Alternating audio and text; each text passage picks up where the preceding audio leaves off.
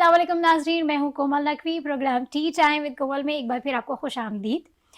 अच्छा जी, थोड़ा सा ना स्टार्टिंग में हम थोड़ा सा वेदर के हवाले से बात करते हैं, कराची के वेदर के। बिल्कुल ही वेदर चेंज हो चुका है पाकिस्तान के तमाम एरियाज़ में, तमाम जगह पर ना बड़ा अच्छा सा वेदर हो चुका है। कराची में भी थोड़ी सी ना सर्दी बढ़ गई है, तो लोग उसको एंजॉय कर रहे हैं क्योंकि कराची एक ऐसा हमारा शहर है जिसमें सारी चीज़ें नॉर्मल पड़ती हैं, ना बहुत ज़्यादा सर्दी ना बहुत ज़्यादा गर्मी। लेकिन अभी एक आध दिन से थोड़ी सर्दी ज़्यादा पड़ रही है, तो लोग इसको एंजॉय कर रहे हैं। बच्चों की छुट्टियां स्टार्ट हो चुकी हैं, बच्चे घूम रहे हैं, फिर रहे हैं, एंजॉय कर रहे हैं। और ये वेकेशन जो होती है ना बड़ी मज़ेदार होती है, बहुत कम होती है, इसको बच्चे बहुत एंजॉय भी करते हैं। अच्छा खैर, डिफरेंट चीज़ें जो है वो सर्दी के या मौसम के लिहाज से होना शुरू हो जाती हैं। तो कराची के लोग फ़िलहाल तो इसको एंजॉय कर रहे हैं। ये तो है मौसम की बात। अब आपको बताती हूँ अपने मेहमानों के बारे में, मेहमानों से मिलवाती हूँ आपको। पहले भी एक बार मैं अपने मेहमानों से आपको मिलवा चुकी हूँ, बड़ा अच्छा हमारा एक सेक्शन रह चुका है उनके साथ। तो हमारे साथ इस वक्त जो मौजूद हैं, पाकिस्तान के एक होनहार खिलाड़ी बिलाल आफरीदी हमारे साथ मौजूद हैं। अस्सलाम वालेकुम बिलाल, कैसे हैं आप? वालेकुम अस्सलाम, अल्हम्दुलिल्लाह मैं ठीक हूँ। आप कैसी हैं? जी, तो मैं आपको अपने नेक्स्ट गेस्ट से भी उनका तारुफ करवा देती हूँ ताकि फिर हम अपनी गपशप को स्टार्ट करें। हमारे साथ चौधरी असलम साहब मौजूद हैं, लाइफ कोच हैं। पहले भी आपकी मुलाकात उनसे करवा चुकी हूँ, लेकिन आज हम ना थोड़ा सा गुफ्तगू का अंदाज थोड़ा चेंज करेंगे। हम बात करेंगे एयर एंडिंग पे, अचीवमेंट्स पे, कि क्या पाया है क्या खोया है। बड़े मज़ेदार किस्म के आंसर हमें मिलेंगे। हमारे पास सबसे पहले जो मौजूद है वो बिलाल अफरीदी हैं। बिलाल से पूछते हैं कि इनका ये जो साल जो भी एंडिंग की तरफ जा रहा है, कैसा रहा उनका। बिलाल, कैसा रहा आपका साल? साल जो है अल्हम्दुलिल्लाह 2022 जो है बहुत ज़बरदस्त रहा है। मतलब ना सिर्फ मेरा, क्योंकि being a professional wrestler and a founder of professional wrestling इन पाकिस्तान बात करूँ तो हम्म। हम लोग 4-5 साल से पाकिस्तान में रेसलिंग करवाना चाह रहे थे हम्म। और बड़ी मुश्किल से हमें एक इवेंट मिलता था। लेकिन उसके बाद थोड़ा सा फ्लो हमारा हुआ, इंटरनेशनल्स बुलाया। फिर 2020 के बाद कोविड आ गया, हम्म। जिसके बाद अच्छी खासी इंडस्ट्रीज तबाह हो गई थी और हमारी इंडस्ट्री जो है बड़ा स्ट्रगल कर रही थी। लेकिन 2022 के स्टार्ट से अल्हम्दुलिल्लाह ये इकलौता ऐसा साल गुजरा है हमारा हम्म। जिसमें हम लोग ऑलमोस्ट 7 प्रोफेशनल रेसलिंग इवेंट्स करवा चुके हैं। हम्म। और still counting on and on जो है। कल भी एक इवेंट है 31st को, लास्ट डे ऑफ ईयर भी एक इवेंट है, ओके। जिनको काउंट करके हमारे 10 इवेंट्स हो जाएंगे। मतलब हमने कभी तसव्वुर नहीं किया था कि हम्म। पाकिस्तान में, और ये इसी ईयर 2022 के अंदर ये बहुत बड़ी अचीवमेंट है मेरे हिसाब से तो। दैट्स गुड, मीन्स कि आपके ये इसके हवाले से, आपके रेसलिंग के हवाले से बड़ा अच्छा साल रहा आपके लिए। बिल्कुल अच्छा, असलम ज़बरदस्त। साहब भी हमारे साथ मौजूद हैं, इनसे पूछते हैं आपका साल कैसा रहा, क्या अचीवमेंट हुई आपकी? जी अल्हम्दुलिल्लाह बहुत अच्छा साल रहा। और वैसे तो अगर आप ज़िंदगी में देखें कि जो आपके टारगेट्स होते हैं, आप कहते हैं कि मैं ये भी अचीव कर लूँ, ये भी अचीव कर लूँ, हम्म। हमेशा इंसान कहीं ना कहीं शॉर्ट ही रहता है, उस लेवल पे तो नहीं पहुंच पाता। हम्म। लेकिन बीइंग अ लाइफ कोच, जो कि मैं लोगों को भी ये कहता हूँ कि जो आपने कर लिया, जो जो और उस पर अल्लाह ताला का शुक्रगुजार होना चाहिए and hmm. Wish for the best. ये तो है जी, आप अच्छा सोचिए, हमेशा अच्छा ही होता है। अच्छा बिलाल, मुझे ये बताएं कि अभी जो आपने बताया कि ये आपने जो स्टार्टिंग है इसका स्ट्रगल 2000 इसी ईयर में किया था, नहीं, 2020 में किया था? स्टार्टिंग तो हमने 2016 से किया था। ओके। और बहुत ही मतलब इसको नीचे से हम लोगों ने स्टार्ट किया था। हम्म। लेकिन अल्हम्दुलिल्लाह 2022 जो है प्रोफेशनल रेसलिंग के लिए पाकिस्तान में बहुत अच्छा साल गुजरा। हम्म। तो फिर इसमें यह है कि हमारा चैनल जो है वीनस एचडी टीवी, इसका भी बहुत बड़ा सपोर्ट है, हम्म। क्योंकि पूरे पाकिस्तान के अंदर ये इकलौता चैनल है जो प्रोफेशनल रेसलिंग को वीकली टेलीवाइज कर रहा है। वरना इसके अलावा आपको जो है 10 स्पोर्ट्स पे सिर्फ डब्ल्यूडब्ल्यूई नज़र आएगी। उसके हम्म। अलावा कहीं पर भी पूरी दुनिया में कोई ऐसा चैनल नहीं है जहाँ कोई सेकंड या थर्ड रेसलिंग नज़र आ रही है। बिल्कुल ऐसा ही है। अच्छा असलम साहब, ये बताएं कि अभी जैसे बच्चों की छुट्टियां हो चुकी हैं ना, तो जी हमें क्या करना चाहिए? क्योंकि कुछ बच्चे होते हैं, बच्चे क्या सभी लोग ऐसा करते हैं, वो छुट्टियों में निकल जाते हैं डिफरेंट एरियाज़ में। तो क्या सजेस्ट करते हैं, क्या करना चाहिए? क्योंकि ये छुट्टियां बहुत ज़्यादा कम होती हैं ना, मेरे ख्याल से वीक की होती हैं, 10 डेज़ की। जी हमारी तो जी 10 डेज़ की हुआ करती थी, अभी पता नहीं बढ़ गई हुई है, कम हो। तो क्या जी करना चाहिए ऐसे में? देखें, पूरा साल बच्चे जो है स्कूल में एंगेज रहते हैं, तकरीबन बंद ही रहते हैं। देखा जाए तो हम्म। स्कूल में आ गए, घर में आ गए। जैसे कि बिलाल सब सर लोगों ने भी अभी रेसलिंग स्टार्ट कराई है। हम्म। इस तरह के बहुत सारे इवेंट्स हैं, जाके देखें, विटनेस करें और फिजिकली बच्चों को एंगेज करें। ग्राउंड्स में लेके जाएं, उनको पार्क्स में लेके जाएं जहाँ वो बच्चे खेलें, फुटबॉल खेलें, कोई भी गेम खेलें। तो साथ ही साथ जो है फिजिकल फिटनेस के साथ साथ जब घर पे वापस आए तो ये होना चाहिए कि उनको पढ़ाई से दूर ना करें, एकदम बिल्कुल गैप ना डाल दें। जैसे कि वैसे तो यूजुअली वो 7-8 घंटे पढ़ते हैं, तो उनको 1-2 घंटे ज़रूर पढ़ाएं ताकि वो एक जो उनका टच होता है वो आउट ना हो। अगर आप बिल्कुल ही तालीम से आउट कर देंगे, 2 घंटे भी नहीं पढ़ाएंगे, बिल्कुल फिजिकल एक्टिविटी में लगा देंगे, तो फिर उनको वापस आके इंगेज करना जो है दोबारा से जो है वो मुश्किल हो जाएगा। इसलिए बैलेंस बहुत ज़रूरी है लाइफ में। हाँ, वैसे ये तो है, जब बच्चे ना छुट्टियां गुजार कर आते हैं तो उनका पढ़ाई में ज़रा दिल कम ही लगता है। ऐसे आप पढ़ाई में कैसे थे बिलाल? अल्हम्दुलिल्लाह पढ़ाई में तो हमेशा टॉप 4 पोजीशंस में रहा था। अच्छा, दैट्स गुड। तो वालदा आपको मार पीट के भेजती थी, जाओ पढ़ने के लिए जाओ? नहीं, अल्लाह का शुक्र है, मतलब इस चीज़ की कभी नौबत आई नहीं। मतलब मैं हमेशा से जो है फ्रंट बेंचर स्टूडेंट रहा हूँ और यही रीज़न है जो पाकिस्तान में, मतलब आप नॉर्मली स्पोर्ट्स पर्सन्स को अगर देखते हो तो उनका एंड जो है किस तरह का होता है, मतलब मैं क्या बयान करूँ। लेकिन अल्लाह का शुक्र है, मुझसे जब कोई मिलता है तो I already double masters, I am MA in international relation and also my LLM is in आपके continuation। पास इतना टाइम था, आपने डबल एमए कर लिया बार बार? जी बिल्कुल। देखिए, एजुकेशन जो है इतनी मुश्किल चीज़ नहीं है। हम देखें, बच्चे को जो चीज़ शौक होता है ना पढ़ने का, उसको उसी चीज़ को पढ़ने का अगर बोलें तो वो बच्चा खुद से मेहनत उसमें करता। तो इसी तरह मुझे लॉ का शौक था और मैंने वो भी किया। फिर उसके बाद मुझे इंटरनेशनल रिलेशन पढ़ने का शौक हो, मैंने वो भी किया। फिर मेरे पेरेंट्स ने कभी प्रेशराइज़ नहीं किया कि यार बेटा आपने ये पढ़ना है। तो डेफिनेटली अगर मैं इंजीनियरिंग पढ़ने जाता तो शायद मैं नहीं वो चीज़ पढ़ पाता और मैं पढ़ाई से भागता। तो इसी तरह ही जो है एजुकेशन जो है इतनी टफ चीज़ है नहीं एक। और फिर लर्निंग तो वैसे ही लाइफ का पार्ट है। बिल्कुल। मतलब आप एंड आखिरी सांस तक इंसान जो है डेली कुछ ना कुछ सीख रहा है। मतलब पढ़ाई जस्ट डिग्री लेने का नाम नहीं है। क्या पता आपके साथ अभी मैं 10 चीज़ें सीख के जाऊँ, आप मुझसे 10 चीज़ें सीखें। बिल्कुल ऐसे ही है। एजुकेशन लाइफ का पार्ट है। अच्छा, बच्चे तभी शौक से पढ़ते हैं जब उनकी अपनी पसंद के सब्जेक्ट उनके पास Exactly. मौजूद हो। तो आप क्या सजेस्ट करते हैं असलम साहब बच्चों को किस तरह से, क्योंकि मेरे पेरेंट्स है ना बहुत ज़्यादा उन पे प्रेशराइज करते हैं कि नहीं अगर मैं डॉक्टर हूँ तो तुमको भी डॉक्टर ही बनना है। जी जी। तो इस चीज़ के लिए आप क्या पेरेंट्स को क्या सजेस्ट करेंगे? देखिए, अब वैसे भी ये जो 21st सेंचुरी है इसकी तो डिमांड्स ही कुछ और है और मेरा ख्याल से बहुत ज़रूरी है कि बच्चों के साथ पेरेंट्स बैठें और पेरेंट्स को खुद भी पता चल जाता है कि मेरा बेटा जो है कौन सी चीज़ में अच्छा है। जैसे कि गार्डनर एक साइंटिस्ट है, उसने किताब लिखी थी, उसके अंदर उसने फ्रेम्स ऑफ माइंड का जिक्र किया था। तो उसमें यह था कि हर बच्चा किसी ना किसी चीज़ में बहुत एक्स्ट्रॉर्डिनरी होता है। अच्छा, ये अब आपको बच्चे की टेंडेंसी से अंदाज़ा होता है कि बच्चा कौन से सब्जेक्ट में ज़्यादा इंटरेस्ट शो कर रहा है, क्या है आखिर बच्चे का शौक, पैशन क्या है। देखिए, जब वो एक डेल कार्नेगी की किताब है उसमें यही उसने बहुत मशहूर किताब है, उसने यही कहा कि भाई आप ही के पास फैसला है, या तो आप सारी ज़िंदगी जो काम आप करते हो, जो पैशन है वो खेल की तरह होगा, आपको ऐसा लगेगा आप खेल रहे हैं, इंजॉय कर रहे हैं, तो वो आपका पैशन होता है। दूसरी चीज़ ये है कि आप एक ऐसी चीज़ करें जिसमें आपका इंटरेस्ट ना हो, और ये होता है जिसमें आपका इंटरेस्ट ना हो उसमें आपका देखिए फोकस नहीं होगा। अगर किसी भी चीज़ में अगर आपका फोकस नहीं है, फोकस सक्सेस करेंसी है। अगर आपका किसी भी काम में फोकस नहीं है, आप एंगेज नहीं होंगे इमोशनली, फिजिकली, स्पिरिचुअली उस चीज़ में एंगेज नहीं होंगे, तो आप रिजल्ट नहीं निकाल पाएंगे।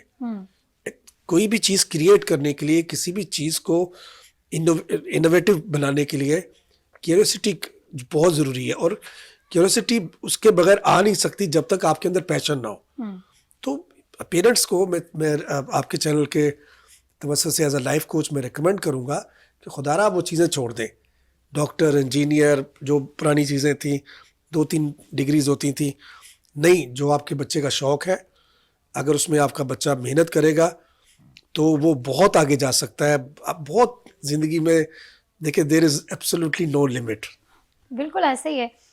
अच्छा बिलाल, मुझे ये बताएं कि जिस तरह का आपका जो शौक़ है रेसलिंग का, अभी जैसे सर्दियाँ स्टार्ट हो गई हैं तो ये मुश्किल नहीं लगता आपको? क्योंकि फिर मैंने सुना है सर्दी में तो हल्की सी भी चोट लग जाए तो बहुत लंबा लेके जाती है। कि exactly being a sports person मैं आपको यही बताना चाहूँगा कि स्पोर्ट्स लाइफ में होती ही इसीलिए है क्योंकि स्पोर्ट्स पर्सन जो है ना उसकी एक नॉर्मल बंदा अगर स्पोर्ट्स नहीं भी करता ना वो जस्ट डेली अपनी वॉक करता है अपनी फिजिक के हिसाब से तो तब भी जो है ना वो फिट रहता है, उसकी लाइफ बढ़ जाती है, मतलब एवरेज एज से 5 साल ज़्यादा ही जी लेता।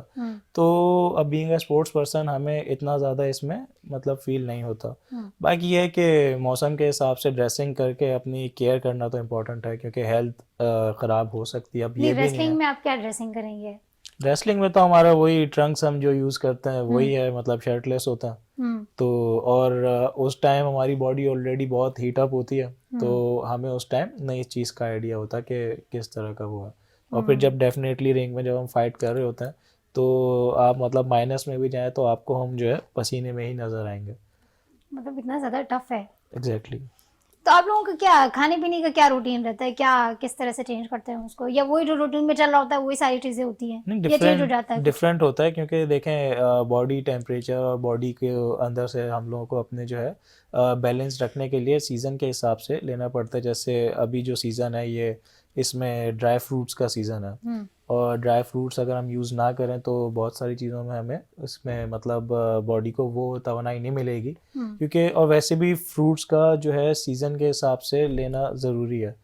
तो ये कुछ चीज़ें होती हैं जो सीज़न के हिसाब से इम्पोर्टेंट होती हैं। सही।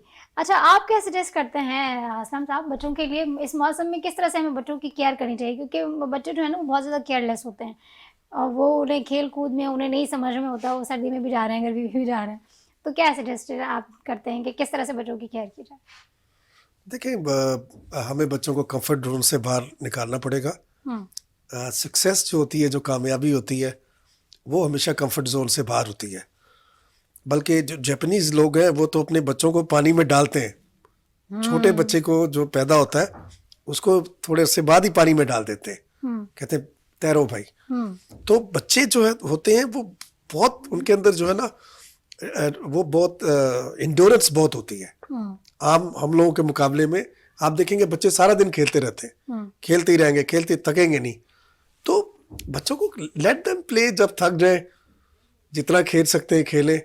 बस ये है कि अगर आप बाहर थोड़ा कम एक्सपोज करें, जब ज़्यादा सर्दी हो जाए अंडे दें उनको, ठीक है, दूध दें उनको और उनको बताएं, थोड़ी सी इंस्ट्रक्शंस दें कि भी आपने थोड़ा सा ऊपर गिरे ना, कहीं चोट ना लगे, किसी को ना लगे। थोड़ी बहुत इंस्ट्रक्शंस पेरेंटल गाइडेंस के साथ अगर आप बच्चों को डराए नहीं। अनफॉर्चुनेटली होता यह है कि जब बच्चे, मैंने देखा पेरेंट्स को, इवन बच्चे, एक तो बहुत ही मुश्किल होता है पार्क्स में लेके आना, अगर ले भी आए तो पेरेंट्स जो है बैंड मास्टर बन के खड़े हो जाते हैं, डराते रहते हैं, बेटे ये नहीं करो, वो नहीं करो, फला नहीं करो। बच्चों को करने दें, करते रहे, खेलते रहे, एंजॉय करते रहे। उसमें कभी छोटी मोटी चोटें भी आएंगी, उससे फिजिकली आप स्ट्रांग होते हैं। तो इन चीज़ों को एम्ब्रेस करना चाहिए, चोटों को, तकलीफ़ों को। जभी तो जाके कहते ना कि फिर आप जाके कुंदन से सोना बनेंगे और मजबूत बनेंगे। नहीं, वो ये तो हम इनसे पूछेंगे ना कि कुंदन से सोना कैसे बनेंगे आप लोग। अच्छा, मैं एक सवाल आपसे करती हूँ, लेकिन एक छोटी सी मैं ब्रेक ले रही हूँ। ब्रेक के बाद वापस आते हैं तो बिलाल से पूछते हैं कि उनका बचपन कैसा रहा है। So stay with us, tea time with कोमल।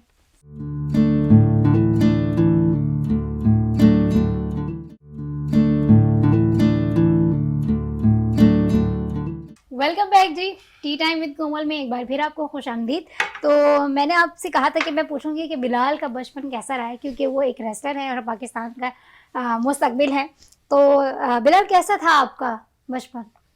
बचपन में ये है कि ट्रैवलिंग रही है, मल्टीपल सिटीज़ में जो है डैड के ट्रांसफर्स हो जाते थे और उधर जाते थे। ये था कि हमेशा मतलब हर चीज़ का एक जो मेरी वालदा थी उन्होंने टाइम बैलेंस रखा हुआ था कि इस टाइम ड्यूरेशन तक मतलब स्कूल लाइफ है, फिर उसके बाद जो है इतना मेरा खेलने का टाइम है, इतना मेरे सोने का टाइम है। तो ये इस तरह जो है, और मल्टीपल खेलते खेलते ही जो है मतलब मैंने, आप यकीन माने, हर तरह का गेम खेला हुआ। अच्छा। तो मैं बैडमिंटन मेरा फेवरेट स्पोर्ट है जो मैं खेलता रहा हूँ बचपन से ही। फुटबॉल मेरा बहुत फेवरेट गेम था। तब क्रिकेट के अलावा मैंने मल्टीपल गेम्स खेले हुए। क्रिकेट से तो कोई दिलचस्पी नहीं आपको? क्रिकेट से कोई दिलचस्पी नहीं है इसकी बिल्कुल। कोई खास वजह? क्रिकेट जो है वो एक मतलब शायद कुछ लोग मेरी बात से डिसएग्री करें, लेकिन एथलेटिकल एक्टिविटी नहीं है इसमें ना, और मेरे हिसाब से एक लेजी गेम है लेजी क्रिकेट। गेम है क्रिकेट मैच? अच्छा, मुझे ये ज़रूर बताइएगा आप लोग ना। तो इस वजह से जो है क्रिकेट, और मैं जिस तरह के गेम्स खेलता हूँ जैसे फुटबॉल है, तो फुटबॉल जो है वो नॉर्मल रूटीन में भी अगर बंदा वीकली भी खेलता है ना, तो एक हफ्ते की फिटनेस उसकी इकलौते उस फुटबॉल के गेम में हो जाती है, और बहुत इंपॉर्टेंट गेम है। और जो शख्स फुटबॉल खेल लेता है वो कोई भी गेम खेल सकता है। इसकी सबसे बड़ी एग्जांपल एक क्रिकेटर था, AB de Villiers. He was not basically a cricket man, he was footballer. Football के बाद उसने बॉक्सिंग भी Okay. खेली, उसमें भी कामयाब हुआ, फिर क्रिकेट में भी आया, तो क्रिकेट में तो उसकी कारकिर्दगी आप लोगों ने देखी है। तो फुटबॉल फिर मैं मल्टीपल मतलब स्पोर्ट्स में ही बचपन में रहा हूँ। ये था कि पेरेंट्स ने कभी इस तरह नहीं किया, मतलब मैंने कभी ट्यूशन्स इतनी अटेंड नहीं करी। नॉर्मली आजकल हम देखते हैं कि पेरेंट्स जो हैं वो बच्चों को स्कूल में भी लगा देते हैं, फिर स्कूल से फ्री होता है, सही से खाना खाए या नहीं खाए, स्कूल के बाद जो है वो घर पे आती थोड़ी सी नींद लेता, उसके बाद वो ट्यूशन चले आता, और बाहर खेलने जाने का तो कॉन्सेप्ट ही ऑलमोस्ट ख़त्म हो गया ना। तो घर पे मतलब बच्चा मतलब आंखों के सामने रहे तो उसके सामने मोबाइल रख के दे देते हैं, और वो मोबाइल गेम्स खेल रहा होता है, जिससे उसकी मेंटल हेल्थ और फिजिकल हेल्थ दोनों चीज़ें इफेक्ट कर रही होती हैं। लेकिन पेरेंट्स प्राउड कर रहे होते हैं ये समझकर कि हमारा बच्चा बहुत कुछ सीख रहा है। तो सीख रहा है बेशक, डेफिनेटली हर चीज़ का एक बेनिफिट होता है, तो एक उसका नेगेटिव साइड इफेक्ट भी होता। लेकिन मैं जो था फिजिकल एक्टिविटीज़ में नॉर्मली रहता, पेरेंट्स ने भी पढ़ाई का इतना कभी प्रेशर किया नहीं, किया ट्यूशन भी जाओ मतलब। और बच्चा अगर स्कूल लाइफ में अपनी एजुकेशन सही ले रहा है तो आई डोंट थिंक कि उसको ट्यूशन की नीड है, और उस टाइम उसके खेलने की और फिजिकल एक्टिविटी की जो है ज़रूरत है। नहीं, हमारे यहाँ तो जो है वो पेरेंट्स का बिल्कुल ही कॉन्सेप्ट हो गया कि बच्चा स्कूल जाए, स्कूल से ट्यूशन जाए, ट्यूशन से मदरसे जाए, उसके बाद कहीं बच्चा रात में 10-11 बजे फ्री वो होता फिर है, तो क्या उसका? वो बच्चा जो है ना फिर देखें किताब में ही खो गया। उसका बचपन जो है वो मतलब ओवरलोड हो गया, मतलब बच्चा है वो गधा नहीं है। तो उसको जो है पीछे इस तरह ओवरलोड नहीं किया जाए, और बच्चा जब तक खेलेगा नहीं ना उसकी मेंटल हेल्थ ग्रो होगी, क्योंकि जो फिजिकल एक्टिविटीज हैं वो मेंटली भी इंसान का माइंड जो है फ्रेश करती है, ओपन करती है। इसके बारे में तो हम पूछते हैं असलम साहब से। असलम साहब, मुझे बताएं ना, ये बच्चों का जो हमने देखे हैं बिल्कुल ही हम लोगों ने उनका खेलना कूदना कम कर दिया है, पढ़ाई का बर्डन इतना ज़्यादा है बच्चों पे कि उन्हें ज़ाती तौर पे भी टाइम नहीं मिलता कि वो कहीं खेलें कूदें। तो क्या ऐसा किया जाए कि बच्चों की पढ़ाई में से उनको थोड़ा टाइम मिले? क्या इस तरह की रिलैक्सेशन थोड़ी उनको मिले? क्या करें ऐसा कुछ, कोई अच्छा सा हल बताएं आप। देखें, ये तो मैं समझता हूँ कि जो एजुकेशन है, हमें तो पूरे एजुकेशन को ही बदलना पड़ेगा। जिस तरह से ये कोर्सेज डिज़ाइन होते हैं, जो लोग भी कोर्स डिज़ाइन करते हैं, इसमें जो एक्सपर्ट्स होते हैं, इनको ये चाहिए कि जब ये कोर्स डिज़ाइन कर रहे होते हैं तो फिज़िकल जो एक्सपर्ट हैं उनको भी शामिल किया जाए इसके अंदर। इसके अंदर साइकोलॉजिस्ट भी बैठें इसके अंदर। ठीक है, अभी तो फ़िलहाल जो लोग कर रहे होते हैं वो एजुकेशनिस्ट ही सिर्फ बैठते हैं, वही डिज़ाइन कर लेते हैं, बैठ के एक फ़ैसला कर लेते हैं कि नहीं ये कोर्स है, ये हमें अपने बच्चों को पढ़ाना चाहिए। मेरा ख्याल से बिल्कुल टोटल तब्दीली की ज़रूरत है। अब इनको अगर साइकोलॉजिस्ट बैठेगा, वहाँ पे आपका फिज़िकल जो एक्सपर्ट बैठेगा और उसके साथ एजुकेशनिस्ट बैठेगा, ये तीनों मिलके बहुत अच्छे तरीके से रीडिज़ाइन कर सकते हैं इस कोर्स को। अब ये जो कोर्स डिज़ाइन हुआ है, इसमें तो कोई से ना फिजिकल एक्सपर्ट की है ना साइकोलॉजिस्ट की। अच्छा, देखें है भी ऐसा ना कि बिल्कुल ही फरसुदा किस्म का हमारा निज़ाम है, जो चीज़ें पहले से सेट हैं वही चली आ रही हैं, उनमें कुछ चेंजिंग नहीं आ रही। देखिए ना, इसके अंदर टोटल जो ये तालीम है बोरिंग है। इसके अंदर सवाल है, जवाब है, कॉपीज है, होमवर्क है, होमवर्क ही चल रहा है, बच्चा लिखे जा रहा है। इसके अंदर क्रिटिकल थिंकिंग पे काम नहीं होता, क्यूरियोसिटी पे काम नहीं होता, कोलैबोरेशन पे काम नहीं होता, कम्युनिकेशन स्किल्स के ऊपर काम नहीं होता। आप हैरान हो जाएंगी कि इंसान की जिंदगी में कामयाबी के लिए कम्युनिकेशन स्किल्स बहुत ज़रूरी हैं। जैसे वॉरेन बफेट ने एक दफ़ा कहा, उसने कहा कि मैंने अपनी लाइफ के अंदर एक कोर्स कम्युनिकेशन स्किल पे मैंने तकरीबन $100 खर्च किए उस ज़माने में, और उसने मुझे आज तक पे किया। वो ये कहता है कि अगर मुझसे कोई पूछे कि यार एजुकेशन में मैं किस चीज़ पे इन्वेस्ट करूं, कौन सी चीज़ आपको आगे लेके जाएगी, वो कम्युनिकेशन स्किल्स है। फॉर एग्जाम्पल अगर आप कम्युनिकेशन स्किल्स में ले जाएं, लिसनिंग जो है उस पर काम नहीं होता। बच्चों को कहीं भी ये नहीं सिखाया जाता कि बोलना कैसे है। Ultimately this is the game changer. बोलने में ये कि भाई कैसे बोलना है, कहाँ बोलना है, किस तरह से बोलना, व्हाट टू से, व्हेन टू से, हाउ टू से, आपका रिदम कैसा होना चाहिए। इवन नॉन वर्बल जो कम्युनिकेशन है, 90% इसका इफेक्ट होता है कम्युनिकेशन में, जो कि उनको नहीं सिखाया जाता कि सही। रिदम कैसे मेंटेन करना है। अच्छा, बच्चे आपको बहुत ज्यादा शाय भी होते हैं ना जी, मतलब उनमें कॉन्फिडेंस लेवल इतना ज्यादा कम होता है, वो अपनी कोई भी चीज एक्सप्लेन नहीं कर पाते हैं। इसीलिए कि देखें उनकी जो तालीम है उसके अंदर जो एक और आपको इंटरेस्टिंग बात बताऊं कि जितने भी इंग्लैंड में एक स्कूल है, स्कूल ऑफ रेटोरिक्स, वहां पे सिर्फ वो लोग उन लोगों को ये चीजें सिखाते हैं, बोलने का फन सिखाते हैं जिनको दुनिया को लीड करना होता है। किसी आम आदमी को एडमिशन भी नहीं मिलता। ये पाकिस्तान में नहीं, ये इस तरह से कोई इसके अंदर इन लोगों की क्या है, बदनीयती है, क्या है, ये चाहते हैं कि लोग ऐसे आए सुमन बुकमन उमन फुमला जो गूंगे बहरे, कि ताकि वो क्वेश्चन ना करें। जैसे ही अभी भी आंसर मांग रहे हैं, अब सवालात के जो आंसर है उसकी क्या वैल्यू रह गई है। आज की करेंसी जो है आइडियाज है। आज के दौर के अंदर this is the age of question. अब आज के दौर में आपकी वैल्यू आपके क्वेश्चन के ऊपर ली जाएगी कि कितना पावरफुल क्वेश्चन आप फॉर्म कर सकते हैं। बिल्कुल। लेकिन ये अभी भी वही रट्टा लगवा रहे हैं। खैर हमने अभी काम करना शुरू किया, मैंने थोड़ा सा ब्रिटिश काउंसिल वालों के साथ, वहाँ पे हम लोगों ने अब इन चीज़ों को लेकर आए कि हमने अलग से लाइफ कोचिंग की क्लासेस अलग से रखी हैं, फिजिकल की एजुकेशन की अलग से, कम्युनिकेशन की अलग से, राइटिंग की अलग से। राइटिंग नहीं सिखाते। कहीं भी आप किसी भी स्कूल के बच्चे को ले लें, आप उससे कहें कि मुझे छोटा सा एक नॉवल लिख के दे दें, नहीं लिख के दे सकेगा। बोले छोटा सा ड्रामा लिख दो, एक छोटा सा ऐसे लिख के दे दो, एक एप्लीकेशन के अलावा कुछ नहीं आता लिखना। नॉवल स्टोरी क्या लिखवाएंगे बच्चों से? हम लोग तो अभी ऐसे भी अटके हुए हैं। अभी तक बच्चे एम ऑफ लाइफ ही लिख रहे होते हैं मेरे ख्याल से। देखें ना, बच्चे को मैं वही बोलूंगा ना, आप बाहर फिजिकल एक्टिविटी के लिए जब जाएगा, 5 साल का बच्चा भी, उसके सामने आप, अब वो 10 लिखना तो नहीं जानता, लेकिन उसको आप पेन और पेपर दे देंगे ना, तो उससे बोलेंगे बेटा आज क्या सीखा आपने, तो वो आपको ना उसने बाहर जो कुछ देखा है वो सारा जो है सीन जो है एटलीस्ट पेंट कर कर आपको दे देगा। हाँ, वो ड्रॉ कर सकता है उसको। वो ड्रॉ करके दे देगा क्योंकि उसने घर से बाहर निकला। अगर हमने उसके हाथ में मोबाइल ही पकड़ा दिया तो वो जस्ट एक बॉक्स बनाएगा, स्क्रीन बनाएगा और वो दिखाएगा कि भाई मैं यही चीज सीखता हूँ। तो बहुत ही फरसुदा किस्म का निज़ाम है हमारी तालीम का। हमने आज अभी तक बिल्कुल सही कहा असलम साहब ने, हमने अभी तक अपने बच्चों को ना एक वो रट्टू तोता होता है ना, बस वही बनाया हुआ है। उनके लिए माइंड में कोई आइडियाज़ नहीं आते, कोई नया कुछ सीखने के लिए हम उनको नहीं देते हैं, नया कुछ करने के लिए नहीं देते हैं। तो इस तरह से तो हमारे बच्चे बड़े मेंटली तौर पर भी कमज़ोर होंगे ना। जी देखिए ना, एक और चीज़, अभी जैसे मैंने कम्युनिकेशन स्किल में कहा कि बोलना जो है it's a very dangerous thing itself.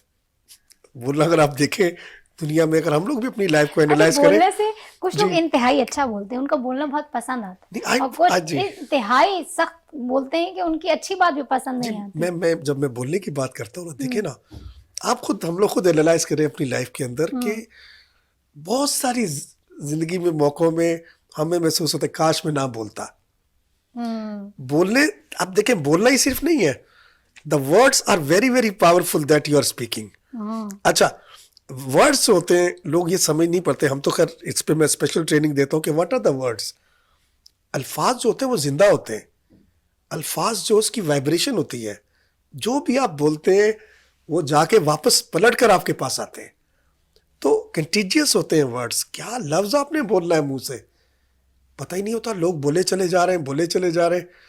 तो इसके ऊपर बहुत यानी इसकी ट्रेनिंग की जरूरत है। नहीं, ये वाकई में ट्रेनिंग देनी चाहिए कि आप कम बोलें लेकिन अच्छा बोलें। अभी आपने एक वर्ड का इस्तेमाल किया, काश, कभी इसका इस्तेमाल किया लाइफ में? नहीं, मैंने तो अगर इसका इस्तेमाल करना होता तो शायद मैं रेसलिंग ही ना करता। और इस वर्ड से बचने के लिए जो है मैंने पाकिस्तान में रेसलिंग का आगाज़ किया कि यार जैसे मैं अपने काफ़ी बुजुर्गान को देखता आया हूँ कि काश हम उस टाइम ऐसा कर लेते या हिम्मत कर लेते तो आज कुछ होते। तो मैंने तो यही सोचा कि यार बेहतर यही है कि भले बहुत स्ट्रगल करनी हो, बहुत मेहनत करनी हो, अपना बेड ऑफ रोजेस छोड़ना पड़े, तो काश मतलब 60 इयर्स की एज में आके मैं अपने आने वाले बच्चों को ये ना बोल रहा हूँ यार काश मैं उस टाइम रेसलिंग कर लेता। तो बस इससे बचने के लिए जो है आज मैं इस मुकाम पे हूँ जहाँ आप देख रहे हैं।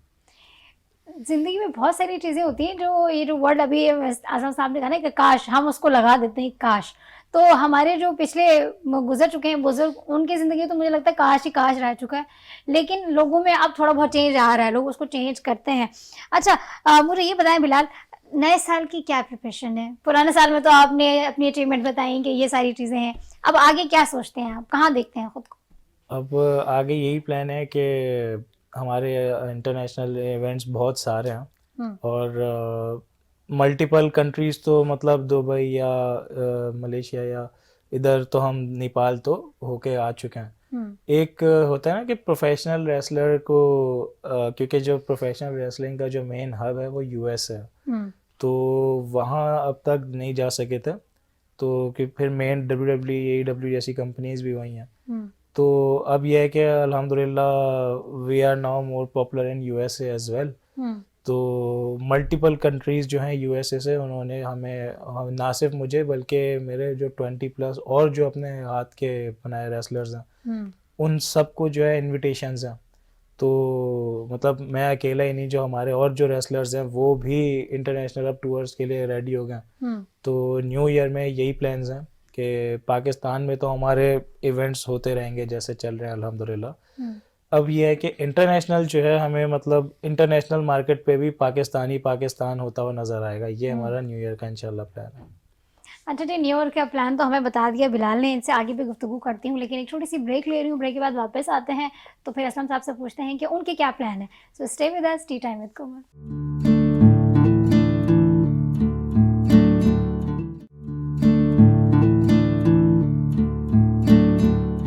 वेलकम बैक जी।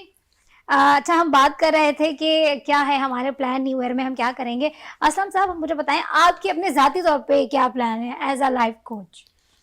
जी मेरा प्रोग्राम यही है कि क्योंकि ज़ाहिर है लाइफ कोचिंग का भी जैसे कि बिलाल साहब ने कहा कि रेसलिंग का इतना ज़्यादा रुझान नहीं था, लेकिन एक ये कामयाब हो गए। और मेरा भी यही है कि लाइफ कोचिंग को ज़्यादा से ज़्यादा इंट्रोड्यूस करवाया जाए, 21st सेंचुरी के जो स्किल्स हैं उनके ऊपर काम किया जाए, एजुकेशन में रिफॉर्म किए जाए, लोगों को अवेयरनेस दी जाए कि अब जागने की ज़रूरत है। देखिए ना, इतनी ज़्यादती हो रही है, इतना थर्ड क्लास एजुकेशन सिस्टम है 150 साल पुराना, उस पर हम इतना पैसा लगा रहे हैं, बच्चों को लेके स्कूलों की तरफ दौड़ रहे हैं, हालांकि वहाँ कुछ भी नहीं है। जो फ्यूचर है, जो फ्यूचर आर्टिफिशियल इंटेलिजेंस का ज़माना है, this is the age of reasoning, this is the age of, तो इस एज के अंदर वही 150 साल पुराना सिस्टम लेके हम चल रहे हैं, कोई कामयाबी नहीं होगी। अब लोगों को खड़ा होना पड़ेगा पूरी दुनिया में। अब तो खैर लोग इस बात पे, इवन अब लोगों ने हार्वर्ड यूनिवर्सिटी को भी क्वेश्चन करना शुरू कर दिया, MIT को भी, हमारी तो क्या औकात है सॉरी। अब लोगों ने कहना शुरू कर दिया कि भाई अब जब आपके इदारों से, कॉलेजेस से, यूनिवर्सिटी से बच्चा हमारा पढ़ के निकलता है तो उसके पास तो वो स्किल होता ही नहीं है जो आगे कामयाबी के लिए उसको चाहिए। तो इन स्किल्स पे मेरी ज़रूरत है कि मैं एक इदारा बनाऊं और लोगों को मोबिलाइज करूं, प्रेस कॉन्फ्रेंसेस करूं। एक प्रोग्राम भी आपके चैनल में मैं करना चाह रहा हूं कि जहाँ पे हम सोली एजुकेशन को डिस्कस करें, जहाँ पे आके हम लोगों को बताएं कि नहीं, ये वो चीज़ें हैं, ये हमारी खामियां हैं, जिसके अंदर हमारे पास बहुत टैलेंट है। देखें हमारे पास जो यंग जनरेशन है वो दुनिया में किसी के पास नहीं है। तो यंग ब्रेन्स हमारे पास है, लेकिन अब इन ब्रेन्स को यूज भी तो करें ना, ब्रेन तो मौजूद है लेकिन उसको हम यूज नहीं करते हैं ना। इन ब्रेन्स को देखिए ना, अब हमें इन ब्रेन्स को इग्नाइट करने की जरूरत है। वो कैसे करेंगे कि हम ऐसा सिस्टम लेके आए जो कि बिल्कुल मार्केट के हिसाब से 21st century skill based education system हो, जिसके अंदर क्रिएटिविटी हो, कोलैबोरेशन हो, फ्लेक्सिबिलिटी हो, एडेप्टेबिलिटी हो, जिसके अंदर बच्चे क्रिएटिव बने, इनोवेटिव बने, कुछ बच्चों का इंटरेस्ट हो, बच्चों को कुछ ना कुछ ऐसा उसके अंदर हो, बच्चे एंगेज हो जाए उसके अंदर, पैशन शो करें, पूरी एनर्जी लगाए उसके अंदर, मेंटली, फिजिकली, स्पिरिचुअली, इमोशनली उसमें एंगेज होंगे तो जाके हम चीजें डिस्कवर करने में कामयाब होंगे। वरना इस सिस्टम से आज तक आपको भी पता है सुई बनाने में हम कामयाब नहीं हुए, आगे भी कुछ नहीं होगा, कोई नतीजा नहीं निकलने वाला। तो we need to do lots of things. मैं आपके चैनल के तवज्जो से लोगों को ये कहना चाह रहा हूँ, अगर अब भी आप ना जागे तो कोई कहीं किसी मुल्क में भी हमारे बच्चों को कोई नहीं रखेगा नौकरी के ऊपर। क्यों? वो स्किल्स है ही नहीं, क्योंकि वो स्किल्स ही नहीं है तो बच्चा क्या वो करेगा। अच्छा, एक लास्ट मैं आप दोनों से सवाल करना चाहती हूँ, मुझे ये बताएं कि अचीवमेंट तो बहुत सारी हुई, इस ईयर में आपने क्या खोया, क्या है इस ईयर में? जो समझ लें खोने के लिए तो कुछ था ही नहीं, अचीव ही करने के लिए था। ये है कि अचीव इतना किया है कि अब नेक्स्ट ईयर में डर है कि वो चीज़ जो अचीव की वो ना खो दें, बाकी ये उसी को मेंटेन करना है। एग्जैक्टली। असलम साहब, क्या आपकी अचीवमेंट रही है इसमें और क्या नहीं हुई? जो नहीं हुई वो बताएं मुझे। देखिए, बहुत वक्त था गुजर गया, और मैं हमेशा ये देखता हूँ कि ज़िंदगी में बंदे को ये देखना चाहिए कि क्या डिफरेंस क्रिएट किया आपने लोगों की लाइफ में। वो मैंने कोशिश की, लेकिन शायद मैं उस तरह ना कर सका। अल्लाह को राज़ी करने में ऑफ कोर्स हम हमेशा ही कहीं ना कहीं कमी रहती है उसमें, तो ये था। दूसरा, मैं ये समझता हूँ कि कुछ दोस्त थे जो दूर चले गए, जिनके ट्रांसफ़र हो गए, वो महसूस होता है। लेकिन ये कि आपको आगे बढ़ना चाहिए। आप एक्चुअली जो हमारा टाइम गुजर जाता है उस पर तो हम कुछ कर नहीं सकते, एक डॉट भी नहीं चेंज कर सकते। बिल्कुल। जो अभी है ये बहुत ज़्यादा इम्पोर्टेंट है, फ्यूचर और इम्पोर्टेंट है। रिसर्च से ये पता चलता है कि लोग पास्ट के बारे में बहुत सोचते हैं, फ्यूचर के बारे में बहुत सोचते हैं, प्रेजेंट, और फ्यूचर और पास्ट के बारे में प्रेजेंट से ज़्यादा सोचते हैं। अब मेरे ख्याल से मेरी तरफ से ये मैसेज है कि जैसे कंटोली की किताब है पावर ऑफ नाउ, अब हमें ये जो लम्हात हैं, ये ज़िंदगी है।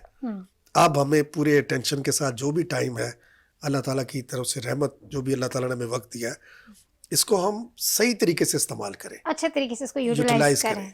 गुड हो गया। बिलाल, ईयर एंडिंग पे अपने फैंस को, यंगस्टर्स को क्या आप मैसेज देंगे?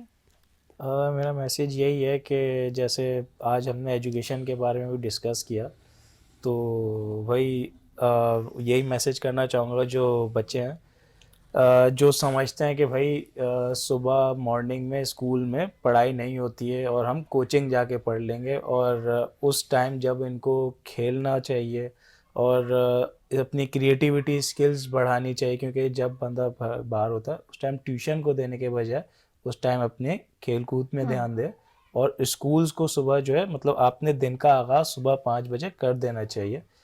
तो बाकी ये है कि पेरेंट्स के लिए ये एडवाइस है कि बच्चों के साथ थोड़ा फ्रेंडली हों, ताकि जैसा आपने शो में भी स्टार्ट में डिस्कस किया कि बच्चों में आजकल कॉन्फिडेंस की कमी होती है, तो इसी वजह से होती है कि पेरेंट्स जो हैं बच्चों के साथ थोड़ा एक डिस्टेंस होता, तो वो ज़रा थोड़ा फ्रेंडली होंगे तो बच्चा जो बाहर दूसरों से डिस्कस करके फिर उनसे नेगेटिव चीज़ें अडॉप्ट करेगा, तो वो अपने पेरेंट्स से डिस्कस करेगा, और पेरेंट्स से ज़्यादा कोई जो है मुखलिस रिश्ता नहीं है, और पेरेंट्स जो बच्चे को फिर पॉजिटिव चीज़ गाइड करेगा वो बाहर कोई दोस्त नहीं कर सकता। तो बस पेरेंट्स के लिए ये है कि बच्चों के साथ थोड़ा सा फ्रेंडली बिहेवियर करें, फ्रेंडली रिलेशन बनाएं, और बच्चे भाई आप लोग जो है स्कूल जो है जाओ, पढ़ाई होती है हमेशा। मतलब बच्चों को एक असर के समय पढ़ाई नहीं होती। अच्छा असलम साहब, आप क्या मैसेज देंगे पेरेंट्स को, बच्चों को ईयर एंडिंग में? देखिए जी, 8-10 दिन है, जो बड़े हैं, अगर किसी के घर में दादा दादी उनके पास बैठे, उनके पास स्टोरीज सुने उनसे। हम बचपन में स्टोरीज सुनते, बहुत फैसिनेटिंग स्टोरीज हैं उनके पास। अपने बच्चों को सुबह उठाएं, नमाज के टाइम पर नमाज पढ़ाएं, कुरान जो है तर्जमे के साथ, अंडरस्टैंडिंग के साथ उनको पढ़ाएं। उनको ये बताएं कि लाइफ के अंदर हमेशा विनिंग कुछ नहीं होता। हमेशा कभी भी जिंदगी में never think yourself better than anyone else. और असली जो विक्ट्री है आपकी, जो असल आपकी कामयाबी है, वो किसी को जिता कर जो आपको जो खुशी महसूस होती है, दूसरों को जिताकर, खुद आपको हो सकता है एक कदम पीछे भी जाना पड़े, मगर आप दूसरों को अगर जिताते हैं तो फिर आप रियल मानों में विनर बनते हैं। आप विनर नहीं है कि आपके यहाँ टाइटल पड़ा हुआ है लेकिन आप उसके अंदर आपने जो है आपका बिहेवियर अच्छा नहीं है, आपके अंदर प्राउड आ जाता है। बहुत सारी चीज़ें अपने दादा दादी से सीखें, उन लोगों ने भी सेक्रीफाइस किया, खुद भी कनेक्शन क्रिएट करें लोगों से। बच्चे कहते हैं दोस्त नहीं है, खुद पढ़ें, खुद दोस्त बने पहले आप। अगर आप एक कदम आगे बढ़ेंगे, खुद आपको लगेगा कि अगला बंदा 2 कदम आगे आएगा। अपने अल्लाह को राज़ी करें, अपना फिजिकल एक्टिविटीज़ में भी ध्यान दें, हर रोज़ कुछ ना कुछ नया पढ़ें, स्कूल के अलावा भी। ठीक है, स्कूल का एक कोर्स है मगर वो सब कुछ नहीं है। अपने घर में लाइब्रेरी बनाएं, नई से नई कोई किताब हफ्ते में कुछ ना कुछ पढ़ें, कोई ना कोई स्किल सीखें, तो जाके आर्टिफिशियल एज के अंदर इस ग्लोबल विलेज में, वर्ल्ड में हम लोग कामयाब हो सकते हैं। वरना हमारी लिए मुश्किल हो जाएगी, लेकिन it is very much possible. हमारे जो यंगस्टर्स हैं बहुत टैलेंटेड हैं। बड़ा अच्छा मैसेज दिया जी असलम साहब ने कि हमें जो है वो कुछ नया करना चाहिए, कुछ नया क्रिएट करेंगे तो ही हम आगे बढ़ेंगे। अच्छा, हमने बात की थोड़ी सी एजुकेशन के हवाले से, थोड़ा गेम्स के हवाले से, कुछ एयर एंड के हवाले से, तो काफ़ी सारी चीज़ें पता चली कि हमारे दोनों जो गेस्ट थे उन्होंने क्या क्या पाया और क्या क्या खोया। खोया तो खैर बहुत कम ही, बड़ी अच्छी बात है, सुन के बहुत अच्छा लगा। तो अभी एयर के कुछ दिन बाकी हैं, तो इन्हें हंसी खुशी गुजारें। अपने गोल्स जो आप लोगों ने सेट किए हैं उन्हें फिनिश करें, क्योंकि एयर एंडिंग है तो अपनी सारी चीज़ें आप एयर एंड होने से पहले पहले ख़त्म कर लें। मैं आपसे मिलूंगी नेक्स्ट एपिसोड में, मीन्स के नए साल में आपसे मिलूंगी एक अच्छे और हंसते मुस्कुराते चेहरे के साथ, अच्छे से गेस्ट के साथ। सो तब तक के लिए मुझे इजाज़त दीजिए। अल्लाह हाफिज़।